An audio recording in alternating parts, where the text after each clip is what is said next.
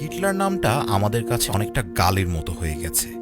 হিটলারের ৬০ লক্ষ ইহুদি হত্যার কথা আমরা কম বেশি সকলেই জানি, তবে এর বাইরেও তার কিছু গল্প ছিল যা অনেকেরই আজও অজানা। লক্ষ লক্ষ ইহুদির রক্তে হাত রাঙানো যুদ্ধবাজ হিটলারেরও ছিল প্রেমিক মন আর অনন্য কিছু গুণাবলী। হিটলার ছোটবেলায় তার খেলার সাথীদের বলতেন, তোমরা যদি আমাকে প্রেসিডেন্ট বলে স্লোগান দাও তাহলে আমি তোমাদের মিষ্টি খাওয়াবো। হিটলারের বন্ধুরাও তখন মিষ্টির লোভে হিটলারকে প্রেসিডেন্ট বলে স্লোগান দিতে শুরু করে। তখন সবাইকে মিষ্টি খাওয়ানোর পর দোকানদার যখন মিষ্টির বিল চাইলেন, তখন হিটলার বললেন, দেখেন না ওরা আমার নামে স্লোগান দিচ্ছে, আমি এই দেশের প্রেসিডেন্ট, আর প্রেসিডেন্টের মিষ্টির বিল দেয়া লাগে না। এর অনেক বছর পর হিটলার যখন জার্মানির প্রেসিডেন্ট হলেন, তখন এক সাংবাদিক প্রশ্ন করেছিলেন, প্রেসিডেন্ট হিসেবে আপনার প্রথম কাজ কি? তখন হিটলার হাসতে হাসতে বলেছিলেন, আমার সর্বপ্রথম কাজ হচ্ছে সেই মিষ্টির দোকানের বিল পরিশোধ করা, যে দোকানের মিষ্টি খেয়ে ছোটবেলায় আমি বিল না দিয়ে চলে এসেছিলাম। হিটলারের মধ্যে ছিল মানুষকে ভোলানোর এক অসাধারণ গুণ, অর্থাৎ তার কথায় ছিল এক অন্য রকমের জাদু। শুধুমাত্র কথা দিয়েই তিনি ঘন্টার পর ঘন্টা রাস্তায় মানুষকে দাঁড় করিয়ে রাখতে পারতেন।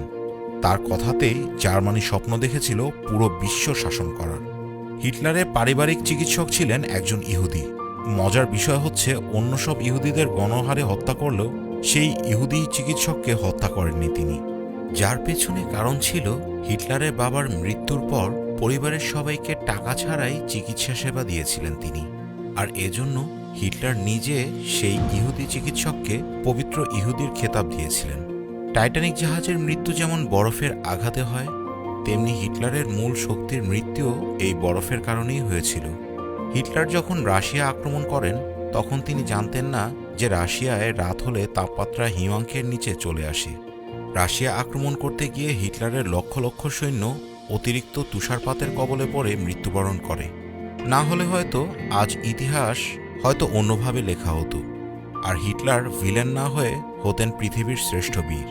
পৃথিবীর বিখ্যাত সকল প্রেমিক যুগল যেমন লাইলি মজনু, রোমিও জুলিয়েটের সাথে অনেকের মুখেই হিটলার ইভা ব্রাউনের নামও উচ্চারিত হয়। পারিবারিক সমস্যা ও বিভিন্ন বাধার কারণে হিটলারের দীর্ঘ জীবনের প্রেম মৃত্যুর কিছু ঘন্টা আগে বিয়ের পরিণতি পায়। সোভিয়েত বাহিনী যখন হিটলারকে ঘিরে ফেলে, তখন হিটলার সিদ্ধান্ত নেন তিনি ধরা দিবেন না, আত্মহত্যা করবেন। তিনি ইভাকে পালিয়ে যেতে বলেন, কিন্তু ইভা তার ভালোবাসার মানুষকে ছেড়ে যেতে রাজি হননি। হিটলার নিজের বাংকারে বসে নিজের মাথায় গুলি করেন, আর ইভাও বিষ পান করে নিজের ভালোবাসার মানুষটার পথের যাত্রী হয়েছিলেন। হিটলার ছিলেন একাধারে লৌহ মানব, কিলিং মেশিন, একজন যোদ্ধা এবং একজন প্রেমিক।